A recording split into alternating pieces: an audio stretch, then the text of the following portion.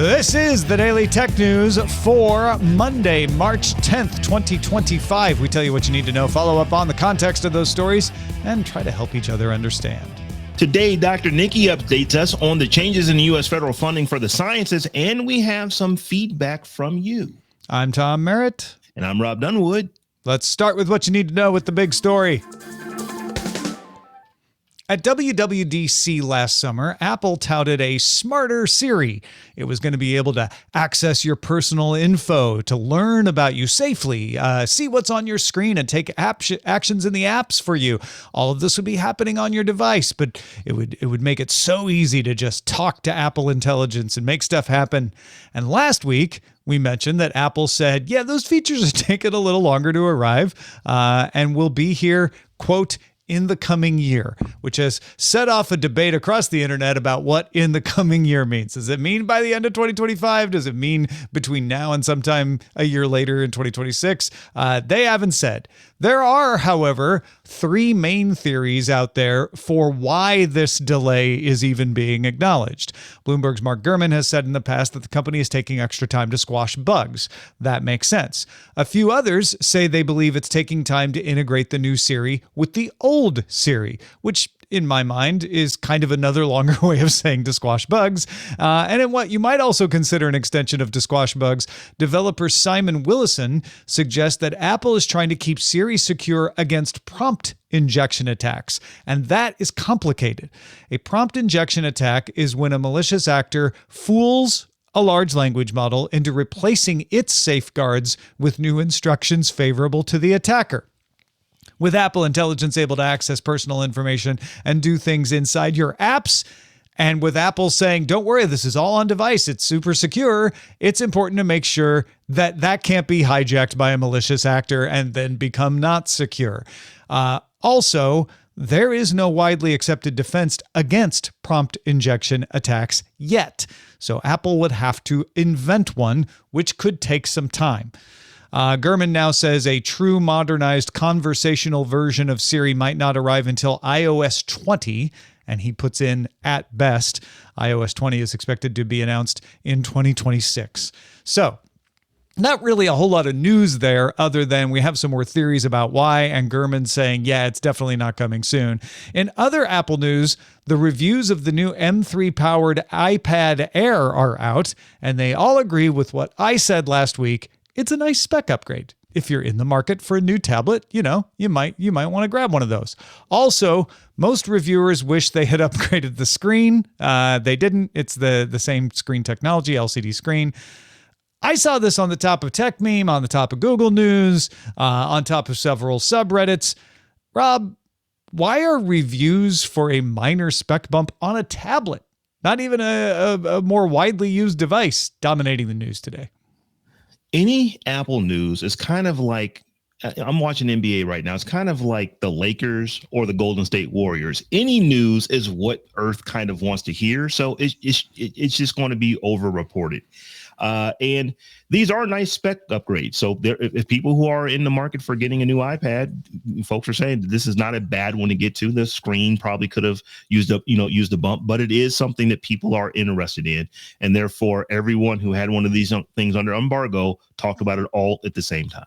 Yeah. And we get this all the time from folks. Why do you always cover Apple? Why do you always cover Google? And you're right. If you follow sports, Robb's analogy is perfect. It's the winning teams in the big markets get covered more because more people are interested in them. And I suppose that's true of the iPad as well. Samsung spec bumps, I'm sure, are just as good, if not better, than what Apple did, but there's just fewer people using a Samsung Galaxy tablet out there. I'm the only person that I know personally that actually has a Samsung tablet. So it's kind of like, they're fairly popular from an Android standpoint. So yeah, Apple is just hot and people like to hear the hotness. So that's why folks talk about it. I would throw in, there's a little bit of a self-fulfilling prophecy there because I feel like search engine optimization favors an Apple story because it knows people are into them. And so if you put an Apple story out there, it gets picked up more. It gets put in search engine more. It gets put on the top of algorithmically generated things like Google News more. TechMeme is a combination of algorithm and human. So it's a combo there. But yeah, I sometimes have the same reaction to some of our audience where I'm like, really? Like, it's just a review of a tablet. Like, we don't cover review summaries for most products that come out. Why is this one getting so much attention? And I think we covered why. There you go. Now you know. We're thinking about it, folks. Just know that. DTNS is made possible by you, the listener, thanks to Paul Thiessen, Ali Sanjabi, AB Puppy, and our new patrons, Tim and Charlie. Welcome, Tim and Charlie. There's more we need to know today. Let's get right to the briefs. A widespread bug in Chromecast audio and Chromecast V2 Chromecast devices is causing many users to get the error message, quote, untrusted device name couldn't be verified. This could be caused by an outdated device firmware, end quote. Chromecast 3rd Gen and newer appear to be unaffected. Google has not made any end-of-life announcements about the devices, despite them both being almost 10 years old. Google says it's aware of an issue with the Chromecast V2 and Chromecast audio devices and working on a fix. Yeah, I don't usually like us to cover outages, but this one is unique in that it's really old devices, which might make you think, oh, they're just not supporting them. But Google appears to be reacting as if they should work. So I'm curious why it didn't work. But yeah, it's a lot of devices out there to support. There definitely are. I've got a bunch myself. In fact, I have the very first Chromecast I ever owned. And it still works. I keep it in a laptop bag and plug it in when I go to hotels. So yeah, you haven't plugged it in this weekend, have you? Not this weekend, no. We'll see. We'll see if you plug it in, if it works next time. In chipmaker news, Foxconn is trying to appear something innovative, I guess, by announcing it has developed its own large language model called Fox Brain. See, they're Foxconn, and this is like a Anyway, the company developed it with NVIDIA. It uses Meta's Llama 3.1. They made it for their own internal use, but they're planning to open source it for companies to use in manufacturing and supply chain management. Foxconn's been taking a little heat for slowing growth. They're still growing, but the growth has been slowing. So they've been trying to do things like automotive, and this is probably another example of them trying to show that they can play in multiple markets. Meanwhile, the king of the hill right now is TSMC. They make the chips for everybody. They are the bellwether of health in the chip industry, and TSMC announced revenue rose 39% in the first 2 months of 2025. That's better than all of 2024 when they rose 34%. So AI chip sales do not appear to have slowed down. Not at all. If TSMC is any indicator, I mean, 40% growth.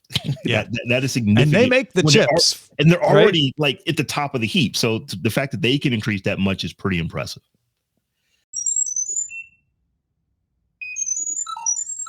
Security researcher Solst Ice has developed a tool called Chirp that uses audio tones to transmit data between computers. 100 words takes about 70 seconds to transmit, so it's not fast. Also, transmitting computers can't hear incoming transmissions. The developer is now working on hypersonic tones so that humans won't know when the audio is transmitting. Chirp is open source and available as an app and online service for free through GitHub. Yeah, let me just fend off the person writing the email. This isn't new. No, we know this isn't new. Like this is just a new take on it. It's a fun take on it. It's kind of showing a method of air gapping, of jumping the air gap. I mean, between computers. If you could do this hypersonically, computers could be talking about it and you wouldn't hear it yourself. So you'd have to monitor it some other way. I think it's fun. Yes, this sort of thing could potentially be used for malicious purposes, but knowing it exists helps you not use it for that, and making it available for people to play with is kind of fun.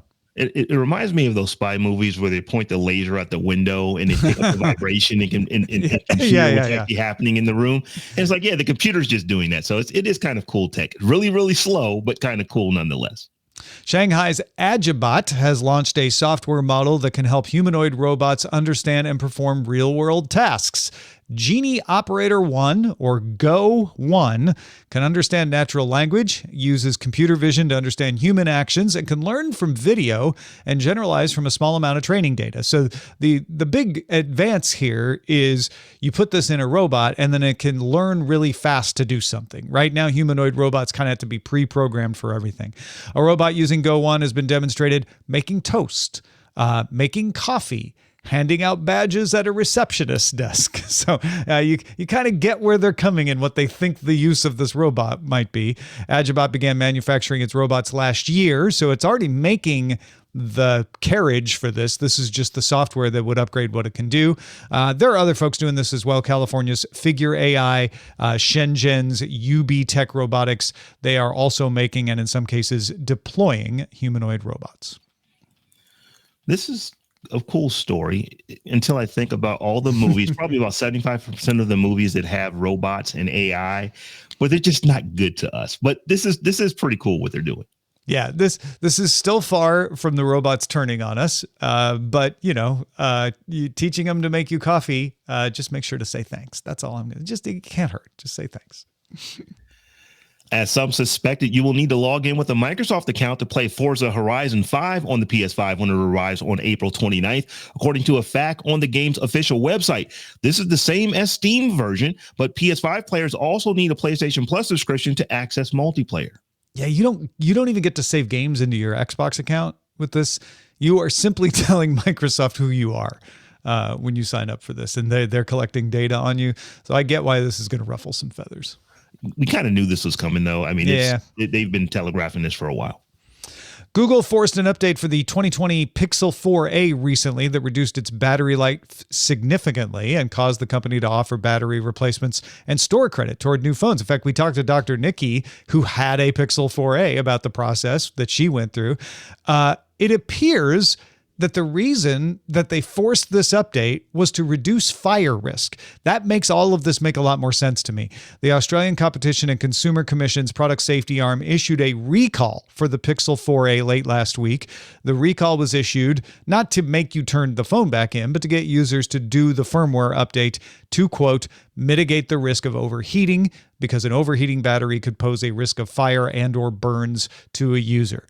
So if Australia was telling Google this recall was coming, Google would push out a fix that reduces the risk of that harm so that they comply with the recall. And in the process, it killed the battery life. And Google's like, well, we have to do this, so let's offer some compensation. I think a lot of people are wondering, why are you killing the battery life on an old device like that? And of course, the conclusion everybody jumped to was, oh, it's planned obsolescence. They want to get people to buy new stuff. But it appears this is probably the reason. People have to remember that batteries are chemistry sets, and the older they get, the more wear they get. They can become dangerous if Google does not do things like this and fix it so that they don't blow up in your pocket or burn you or just do things that are generally not perceived as being good. Yeah, no, it's a really good reminder that we kind of take them for granted because they do behave well most of the time, but that doesn't mean they always will.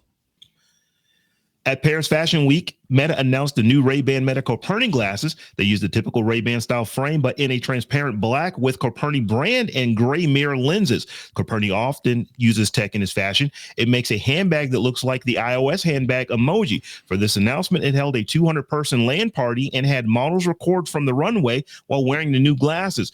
3,600 pairs of the Coperni glasses will be made and sell for $549. A 24-hour LAN party being an element in a Paris Fashion Week announcement is not something I would have predicted back when LAN parties first became a thing in the 90s. Would you? Not on my bingo card, but hey, I mean, we do different things these days, man. It's like tech is fashion and fashion is tech. It's tech, right? Yeah, that's crazy. Finally, research company Fuji Keizai projects Japan's service robot market will triple by 2023. Driving the need for robots is an expected labor shortfall. They're expecting a shortfall of 11 million by 2040. And the fact that 40% of the population is going to be over 65 by 2065. Bloomberg notes that Japan's largest restaurant chain, Skylark, already uses around 3,000 robots to bring food to tables. And when I go to Japan, I'm going to try to eat at a Skylark to check out how that works. Yeah, you will definitely have to report back if you can find one. Yeah. Those are the essentials for today. Let's dive a little deeper into an ongoing story. We have an important follow-up today. Last month, Dr. Niki explained how the U.S. federal funding works and what changes are happening with the new administration. There have been more changes, so Tom sat down to talk with her about what's changed. Dr. Niki, thank you for going through all of this very much. I'll tell you, it was a long list, and I definitely didn't catch everything. There is a lot going on. So sorry if your specifically affected area didn't get covered. I used a lot of my sources from Science's, they call it a Trump tracker. That's on the news section of their website. So I'd recommend that. Science.org. They've got that. I don't know if it's science.com. Science the Journal. Or Science the Journal. Okay, that's all we need to know. Thanks. So yeah, right now we're doing a monthly update. It might have to become a bi-weekly update. Who knows? But but yeah, let's dive in.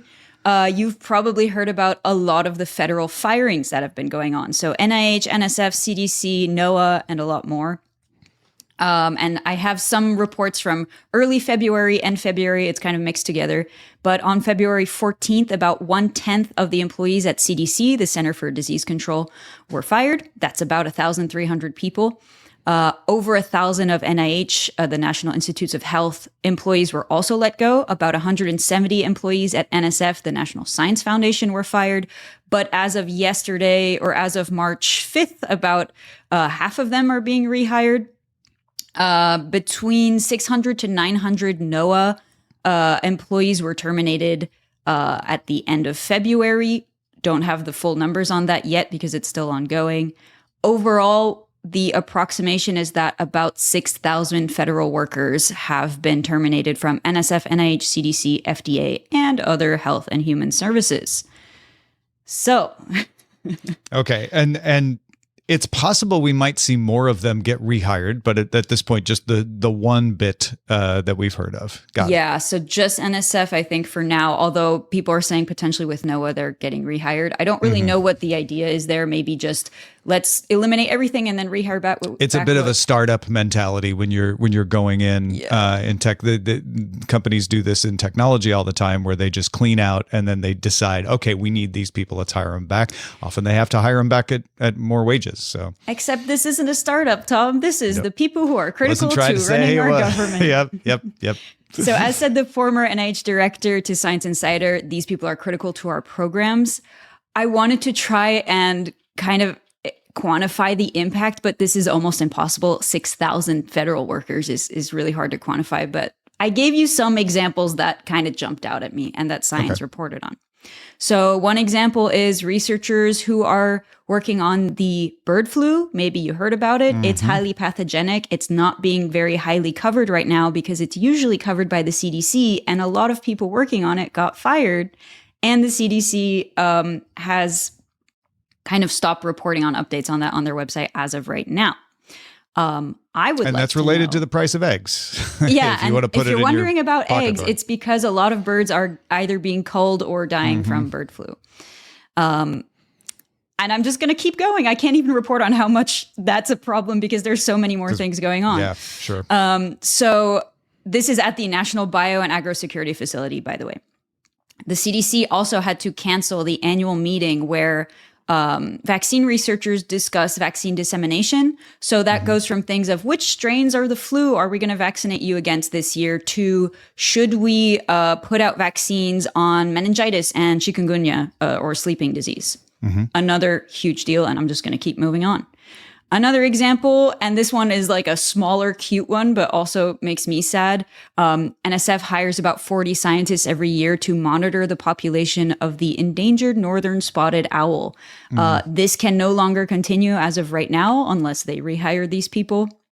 And so that's like a cutesy small one, but just to show you the vast span of things that are getting different impacted. things. Yeah, exactly. yeah. From your flu vaccine that you will get in the fall, not being discussed, is being affected. To if you care about the northern spotted owl, it's monitored. Yeah, whatever you care about, you can find something that is impacted by this. Is what I would want to say, or even our internet speed. Like I said last time, that's governed by something that got invented by NSF.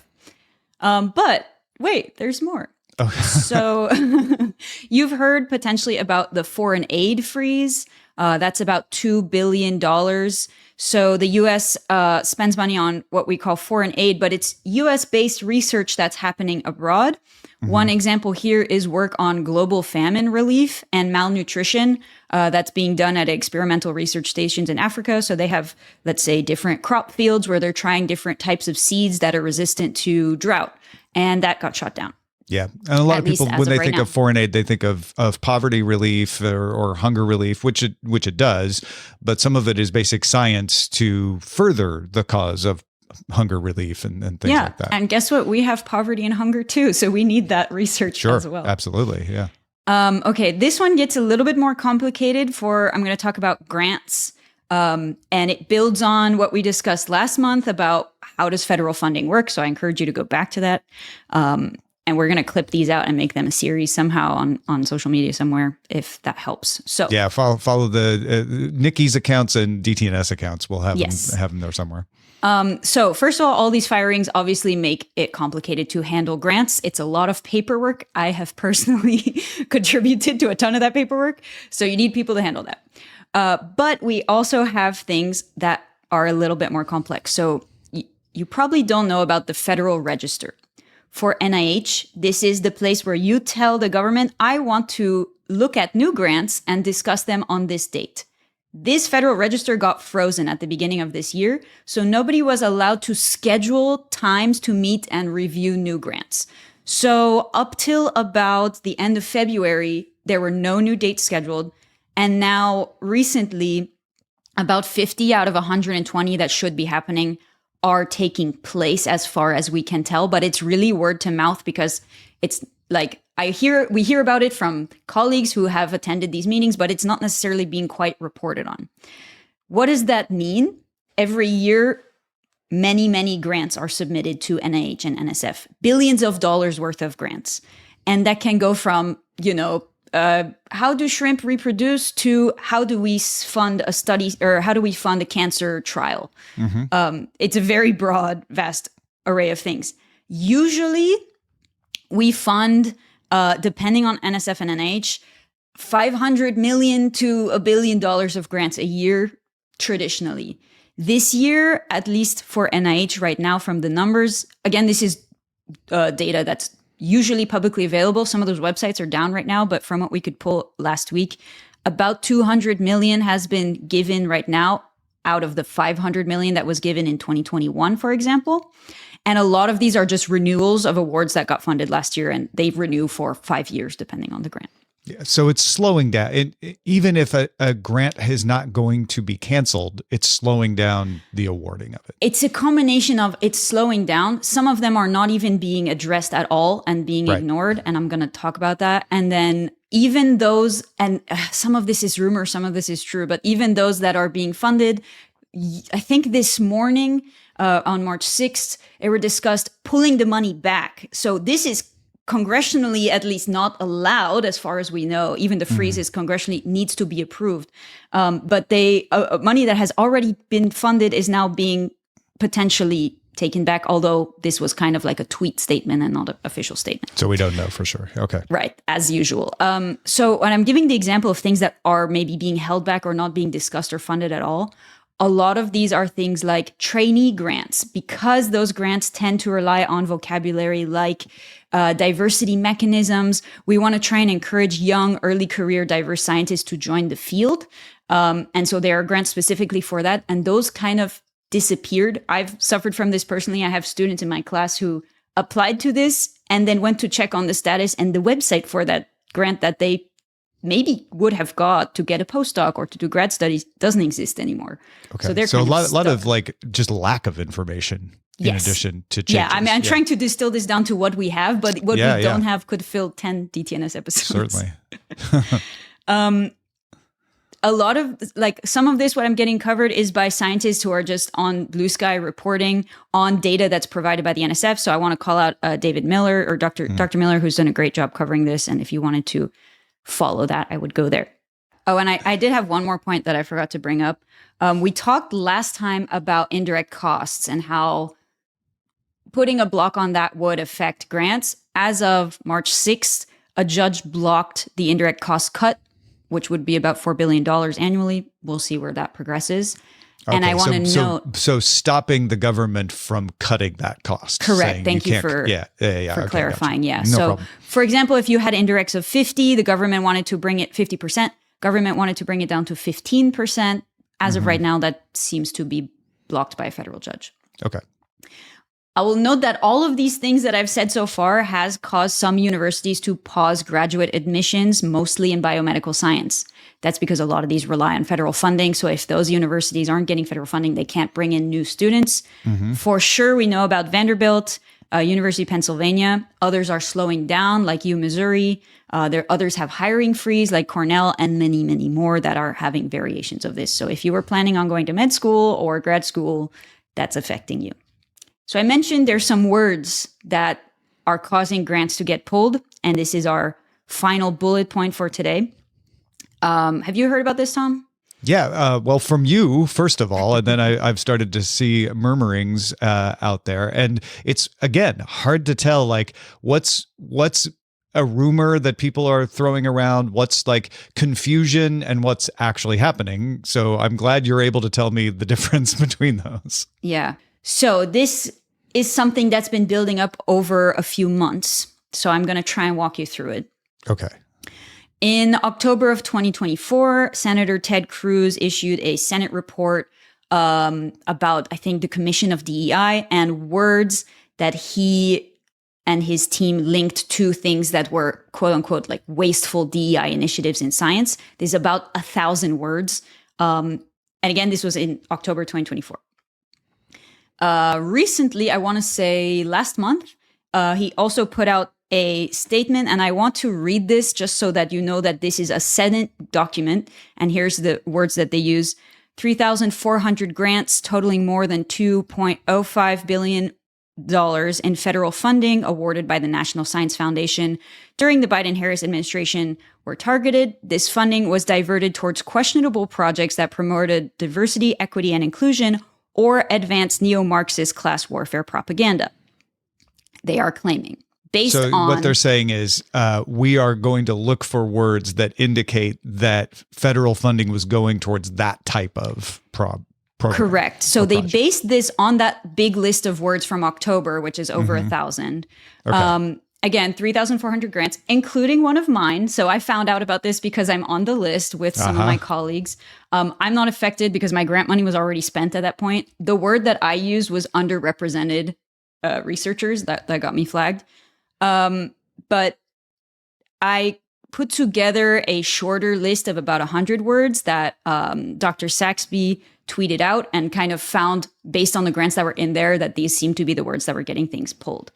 I want to precise that they did not state exactly what they were doing with this, but talking to colleagues who are on this list, so far funding from those grants has been paused. And this is things like salaries. So a colleague of mine has got 8 people on salary from one of these grants, a $3 million NSF grant. That is on pause because it is, quoted as I mentioned, DEI or warfare. So they're looking for these words, and one of the concerns is they're not looking always at the context when they pause the funding. Yeah, it's so clearly like if a you say Control F a search. diversity of mice, yes, that's going to get flagged and paused, as well as a diversity of humans. So absolutely, and there's words you'll see in this list like barrier, and for example, my research, I work on the blood-brain barrier or brain trauma. Right. The word trauma is flagged, and they will just Control F. Find the list that has that words, and that is on that list. And it's an Excel sheet that you can access through the Senate right now. Well, Dr. Niki, thank you for summarizing what is an incredibly complex and fast-moving situation for us again. I know you wanted to finish our update today with those words so people can get an idea of not only what they are, but how many of them there are.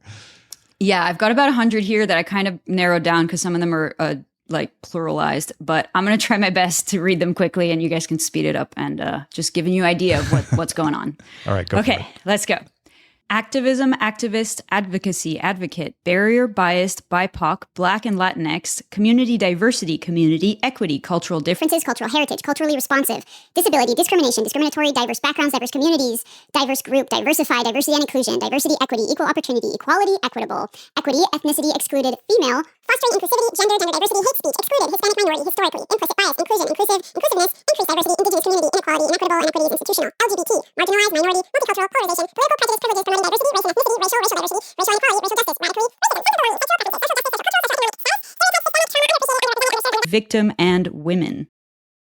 If you have feedback about anything that gets brought up on the show, one place you can talk to us is on social networks. We are at DTNS Show. Look for us on X, Instagram, Threads, Blue Sky, and Mastodon at DTNS Show. If you're looking for us on TikTok or YouTube, you can find us at Daily Tech News Show. We end every episode of DTNS with some shared wisdom. Today, Ian has a gentle correction. Yeah, big thanks to Ian for this. He wrote, just an FYI, you kept saying the journal that published the red blue light acne study was JAMA Dermatol.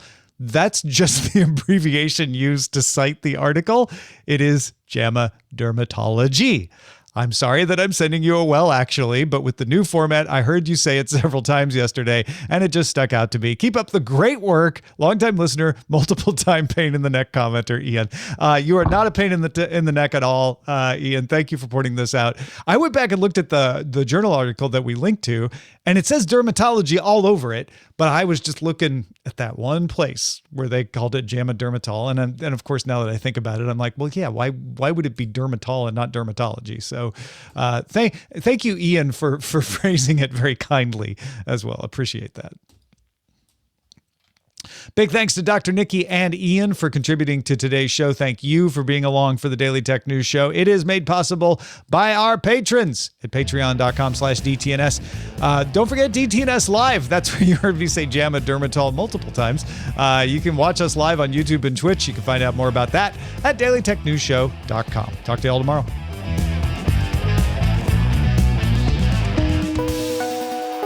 The DTNS family of podcasts, helping each other understand. Diamond Club hopes you have enjoyed this program.